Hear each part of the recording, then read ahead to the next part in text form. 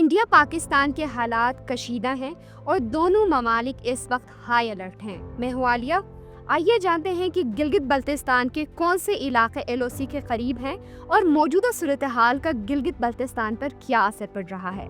سب سے پہلے جانتے ہیں کہ گلگت بلتستان کے کون سے وہ علاقے ہیں جو ایل او سی کے بالکل قریب ہیں۔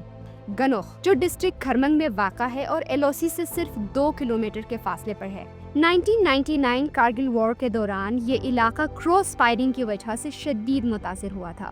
مرول، جہاں سرو ریور اور انڈس ریور ملتے ہیں اور یہ ایل او سی سے تقریباً 23 کلومیٹر کے فاصلے پر واقع ہے۔ ماضی میں یہ بلتستان اور لداخ کے درمیان ایک اہم ٹریڈ روٹ تھا۔ اولڈنگ، کارگل سے صرف 13 کلومیٹر کے فاصلے پر واقع ہے اور یہ علاقہ بھی پہلے بلتستان اور لداخ کے درمیان ایک اہم ٹریڈ روٹ تھا۔ پبلدو بھی ڈسٹرکٹ اسکردو میں واقع ہے اور یہ بھی ایل او سی کے بالکل قریب ہے۔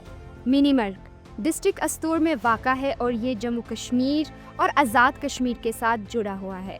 موجودہ صورتحال کے پیش نظر گلگت بلتستان میں ایل او سی کے قریب موجود علاقوں میں تعلیمی اداروں کو بھی بند کر دیا گیا ہے اور ہسپتالوں میں ہائی الرٹ اور ایمرجنسی نافذ کر دیا گیا ہے۔ موجودہ غیر یقینی صورتحال میں بہت سارے سیکٹرز افیکٹ ہو رہے ہیں۔ چونکہ گلگت بلتستان ایک سیاحتی مقام ہے اور سب سے زیادہ ٹوریزم کا سیکٹر افیکٹ ہو رہا ہے، خاص کر کے international tourism. Gilgit Baltistan tourism department کے مطابق پچھلے سال تقریباً 25,000 فورن ٹورسٹ نے گلگت بلتستان کا دورہ کیا تھا، جبکہ اس سال صرف 700 لوگوں نے پرمٹ کے لیے اپلائی کیا ہے۔ Ali Anwar Khan, general secretary tour operator association Gilgit Baltistan کا کہنا ہے کہ موجودہ صورتحال کی وجہ سے ٹوریزم انڈسٹری بہت بری طرح متاثر ہو رہا ہے۔ انہوں نے بتایا کہ 200 سے زائد ٹور آپریٹرز نے بتایا ہے کہ جو انٹرنیشنل گروپس آنے والے تھے انہوں نے اپنے ٹرپس کینسل کر دیے ہیں۔ ان کا اندازہ ہے کہ ہر آپریٹر کو $50,000 سے $80,000 کا نقصان ہوا ہے۔ یہ نقصان صرف ٹور کمپنیز تک محدود نہیں ہے بلکہ ہوٹلز، ٹرانسپورٹ اور لوکل گائیڈز بھی اس سے متاثر ہو رہے ہیں۔